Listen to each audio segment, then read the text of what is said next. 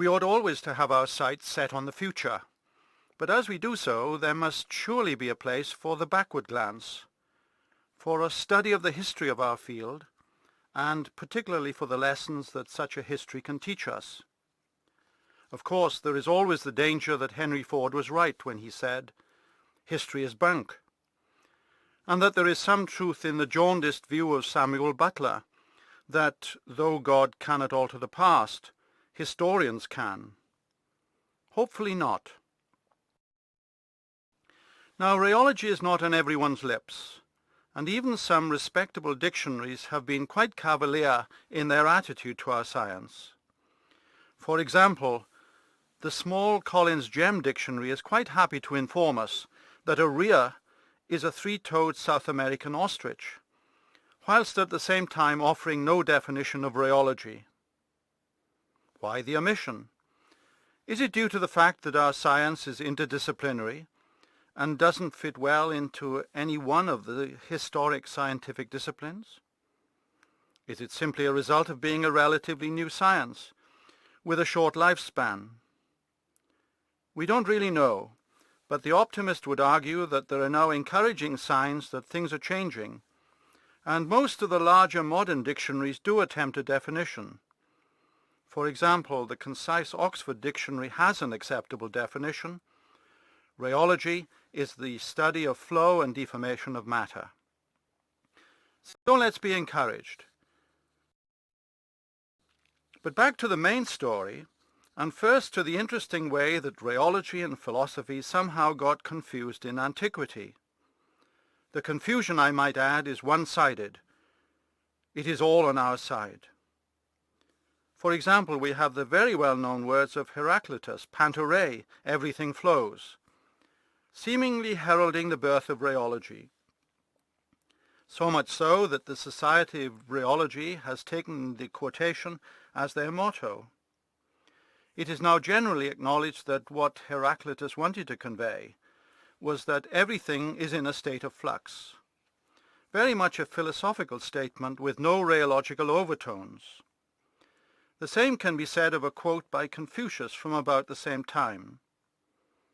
The master stood by a river and said, "Everything flows like this, without ceasing, day or night."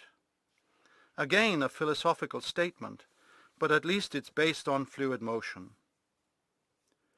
By far the most relevant quotation from antiquity, from an even earlier period, is that of the Old Testament prophetess Deborah. In her famous song, following the defeat of the Philistines, she declared, "The mountains melt before the Lord." Professor Marcus Reiner emphasized on many occasions that what she really sang was, "The mountains flow before the Lord."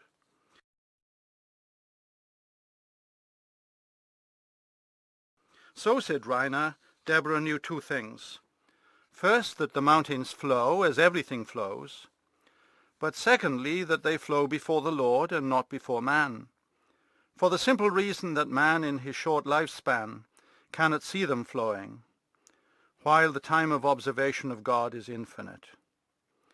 On the strength of the Judges chapter 5 verse 5 reference, Reiner introduced the concept of the Deborah number, which has considerable utility. To some of us, such discussions have their fascination, but we must get down to basics. It is generally conceded that the great British contemporaries, Robert Hooke and Isaac Newton, set the early boundaries to our field in the 17th century.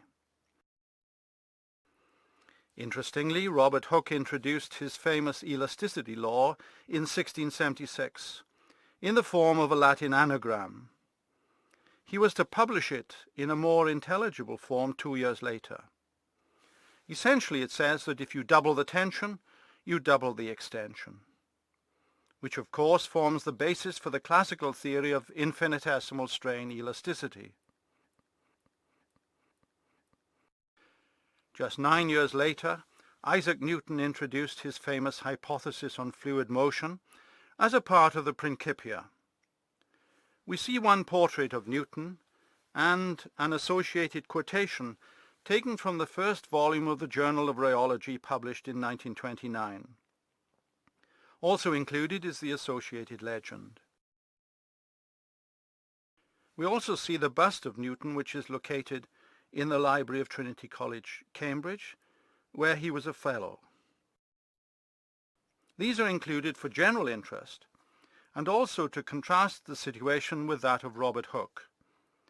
No portrait or bust has survived in Hooke's case. Perhaps they never existed. However, let's pass on to the science. We see a mathematical description of Newton's famous hypothesis, which translated from the Latin reads something like this.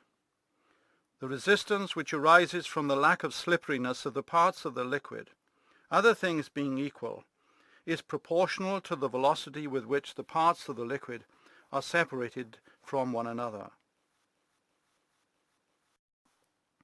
In one sense, the concept of lack of slipperiness was not new, of course.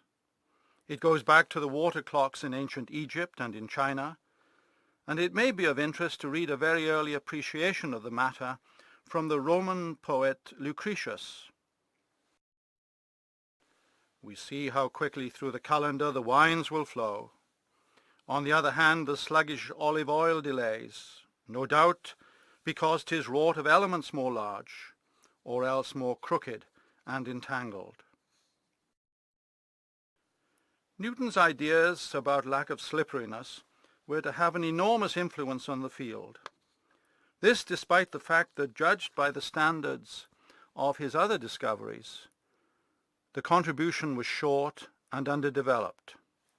So we commonly refer to fluids like air and water as Newtonian, and non-Newtonian fluid mechanics is now an important sub-area of rheology with its own ethos and journal.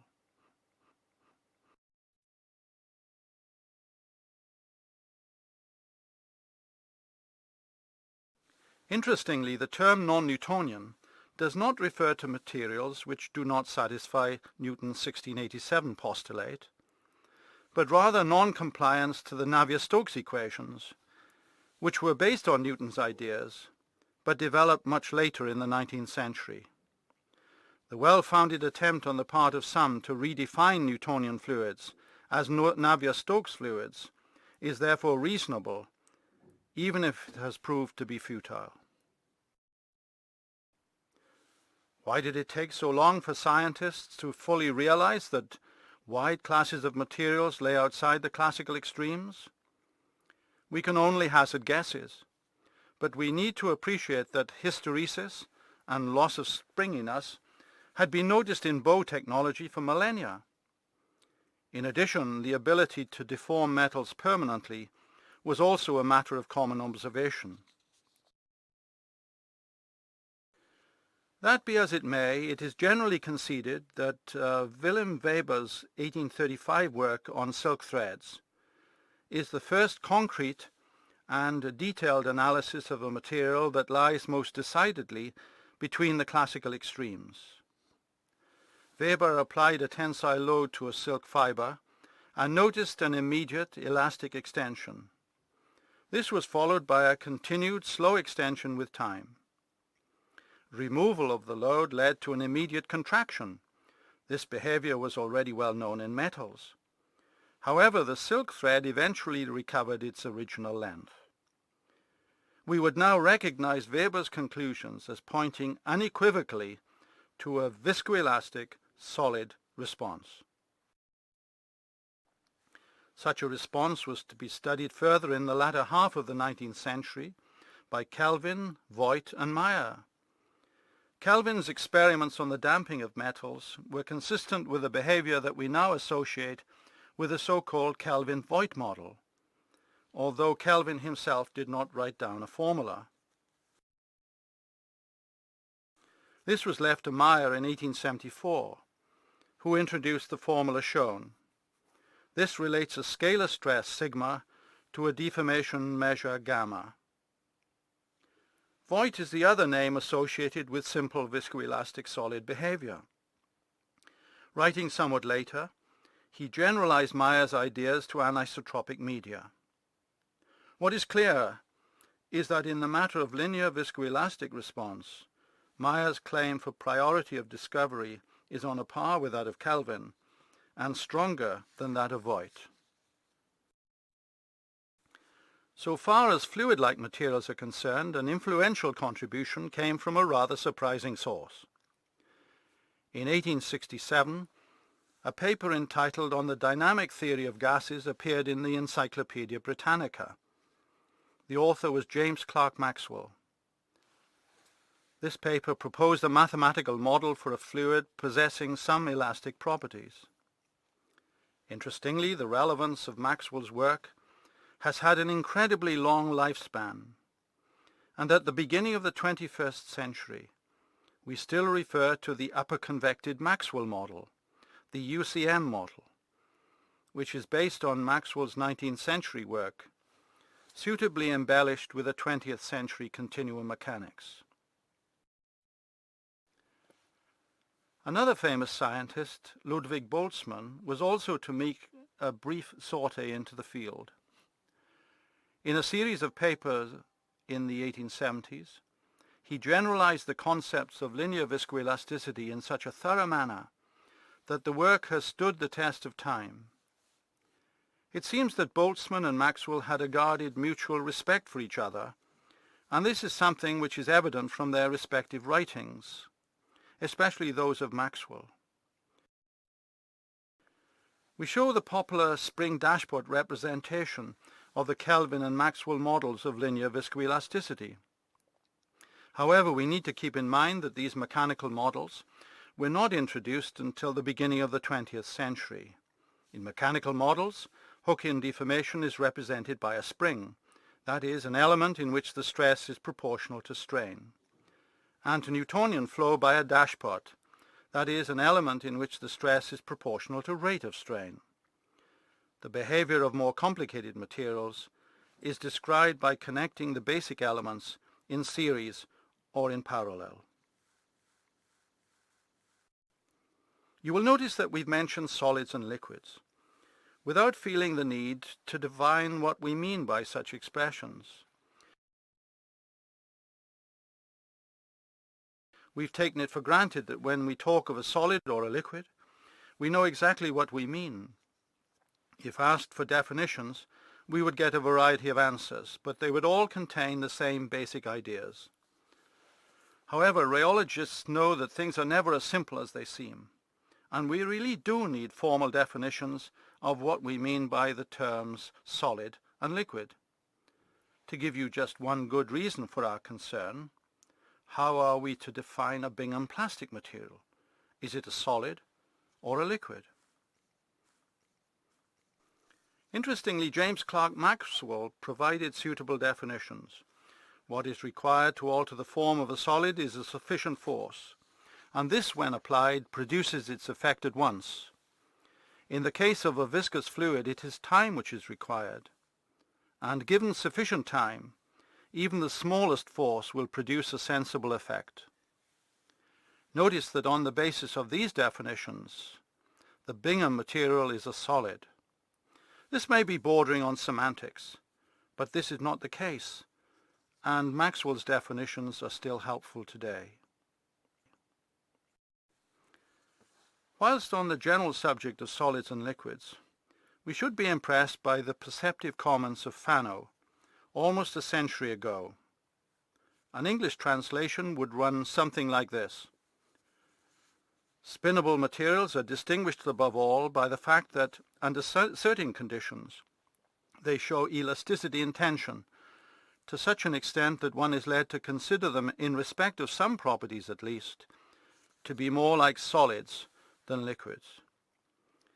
These ideas are very much in line with the Deborah number ideas which are now so much in vogue. But we need to press on. It has to be said that developments in the first half of the 20th century were slow, with little cross-referencing, and it was left to scientists in the second half of the century to provide the necessary theoretical framework to describe nonlinear behavior. This coincided with major advances in experimental rheology, and the post-Second World War years are rightly seen as the dominant period of rheological research.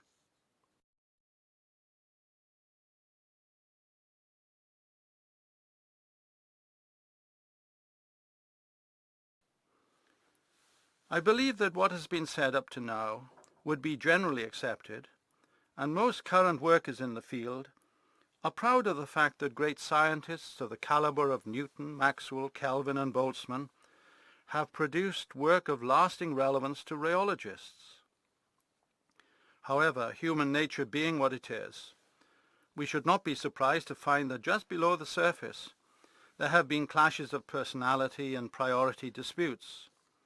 Sometimes these have erupted into open controversy. Nowhere is this better seen than in the antipathy between Hooke and Newton.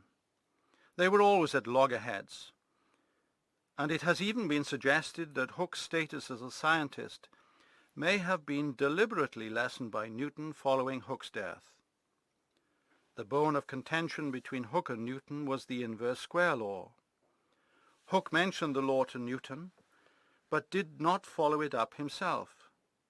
When the work was to be published by Newton in the Principia, apparently all Hooke wanted was an acknowledgement from Newton. This Newton refused. In fact, he even threatened to withhold a part of his great treatise. The dispute was never really resolved. Our second example of controversy concerns Oscar Mayer and Ludwig Boltzmann.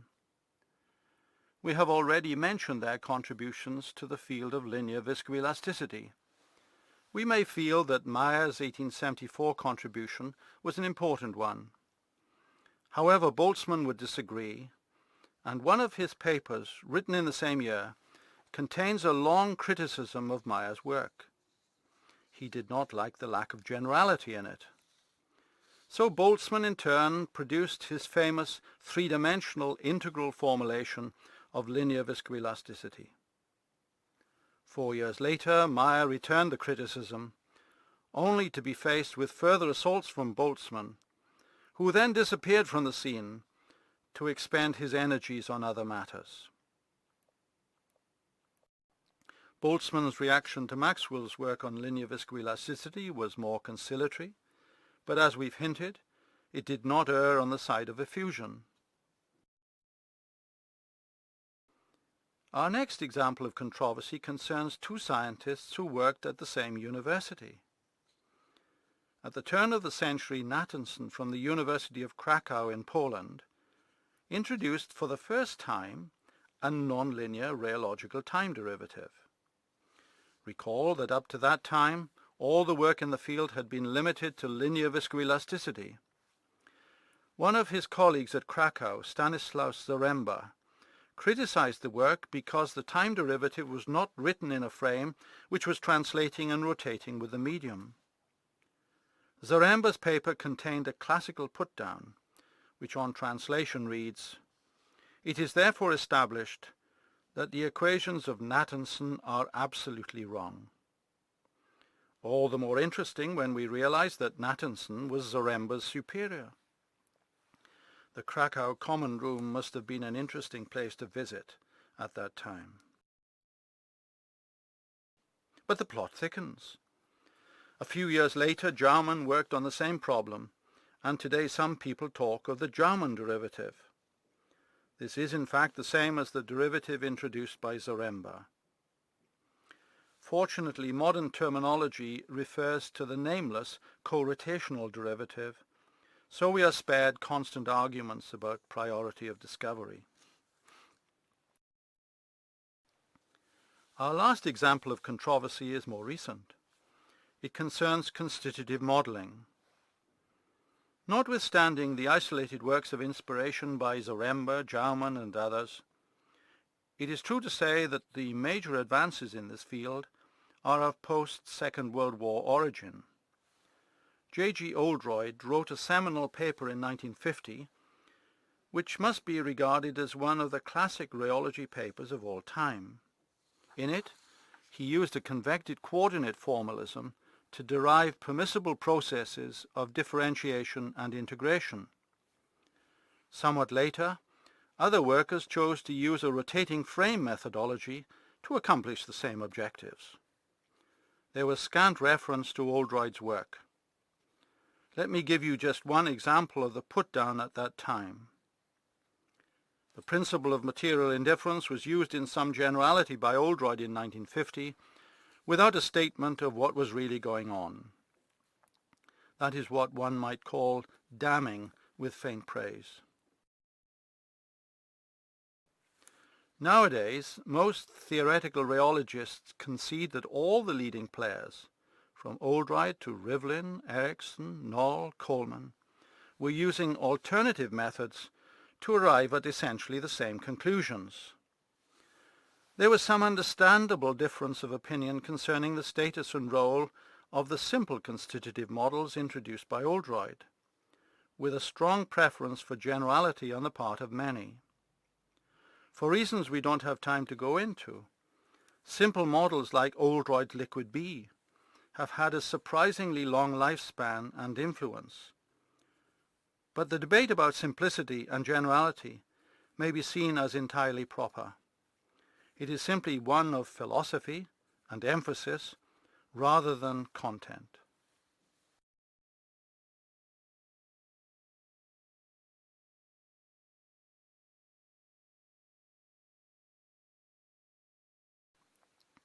It would be wrong to give the impression that rheology has been plagued by controversy. The examples we've quoted are probably comparable in impact to those in any other developing field of science. They simply reflect the human condition. Indeed, there are many examples of close friendship and magnanimity. They may be less obvious than the controversies, but they are nonetheless worth mentioning. Those two great 19th century scientists, Maxwell and Kelvin, interacted without rancor, and we shall see one example which interestingly involved the interpretation of data from a viscometer. In a letter written to a relative from Glen Eyre, the family home in the Scottish Highlands, Maxwell wrote, "I set Professor W. Thomson a prop which I had been working with for a long time. He sent me 18 pages of letter of suggestions about it, none of which would work. But on January the 3rd, in the railway from Largs, he got the way of it, which is all right. So we are jolly, having stormed the citadel when we only hoped to sap it by approximation." Professor William Thomson is of course the person who became Lord Kelvin of Largs in Scotland. Also worthy of mention is of course the friendship between Eugene Bingham, an American, George Scott Blair, the archetypal Englishman, and Marcus Reiner, who at that time was residing in what is now Israel. This association was largely responsible for the vision of a Society of Rheology and for its inauguration in 1929. Interestingly, in their minds, they hoped that the Society of Rheology would stretch its wings beyond the United States. Over the years, other rheologists have also interacted with each other, and some of them have given us well-known groupings.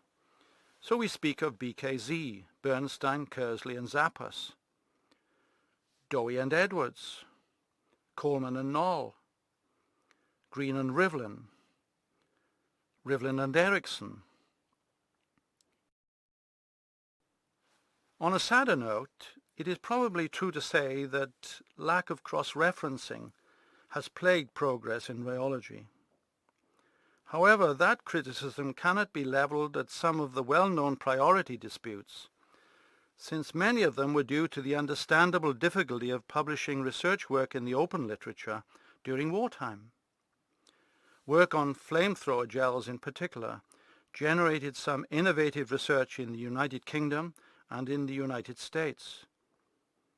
The rod climbing phenomenon was also extensively studied during that period, and for good reason it became known as the Weissenberg effect.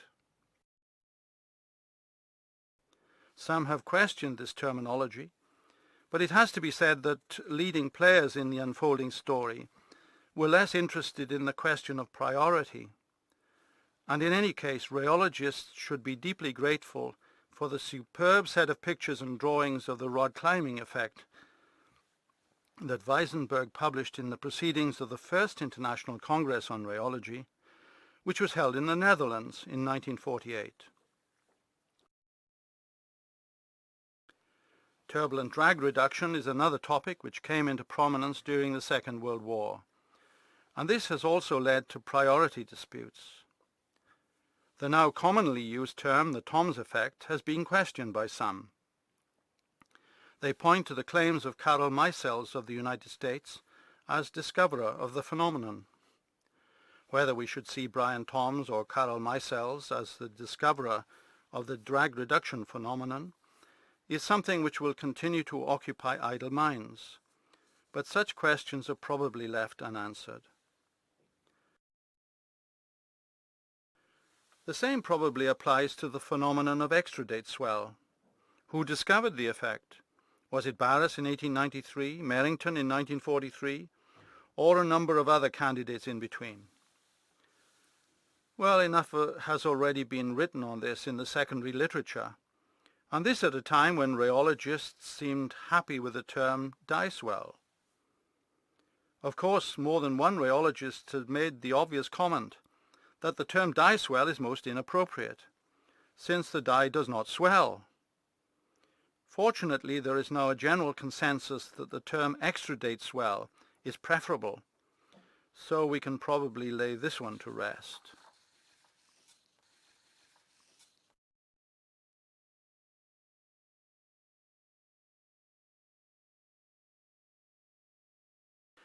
On a more positive note, let us say something about international collaboration, which has been such a prominent feature of rheological research in the last 2 or 3 decades.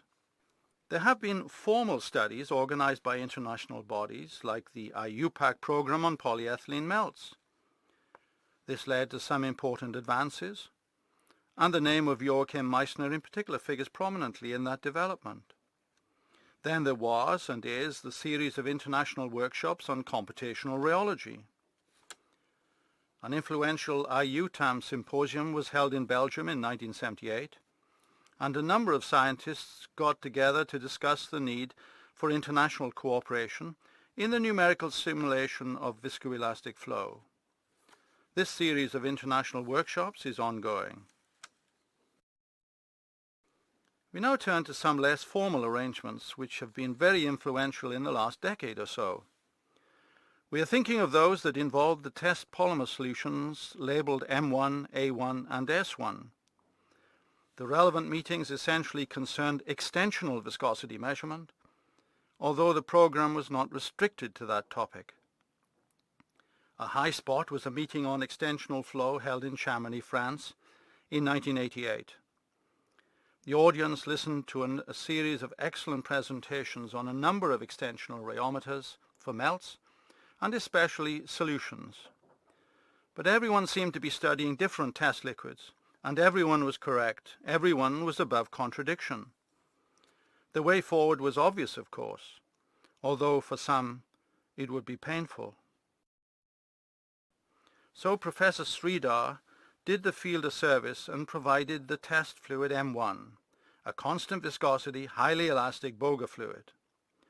Professor Sridhar is from Monash University, and that's why it was called M1.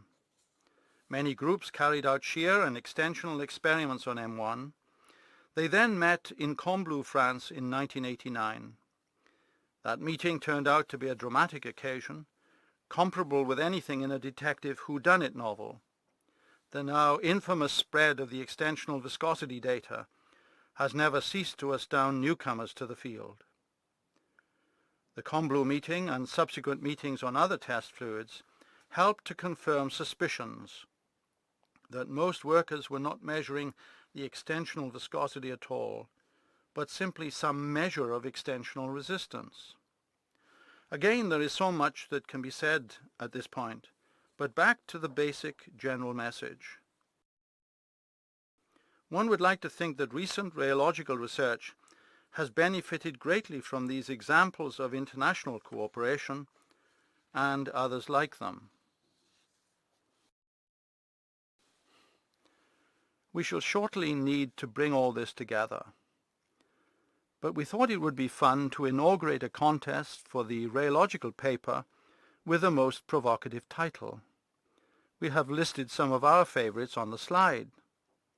The first three all involve constitutive modeling. John Yastarita's contribution followed the publication of Professor George Batchelor's view that all papers in fluid mechanics should be published in the Journal of Fluid Mechanics, and there was no real need for a dedicated rheological journal on the subject. Professor Astarita disagreed with him, and his short paper is a sterling defense of non-Newtonian fluid mechanics.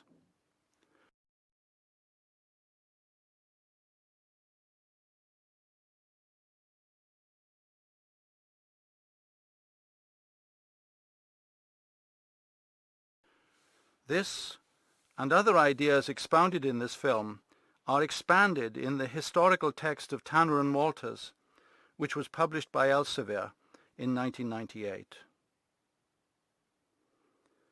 But it is now time to ask the question, what has history taught us? What are the lessons we should learn from the past? We have listed some of the more obvious lessons. Hopefully the first 3 points are not controversial. In connection with the second point, the availability of cross-referencing aids will certainly make it less likely that important references will be missed in future. But there remains the real danger that only work cited in these aids, that is post-1980 or so, will be cross-referenced. The fourth point is an important one. Certainly there would seem to have been deliberate attempts to overcomplicate the theoretical side of the subject. But let us take note of Einstein's helpful advice: as simple as possible, but not simpler. One thing is clear: there are many taxing problems which still require resolution, and we can remind ourselves of the philosophizing of Isaac Newton as he neared the end of his life.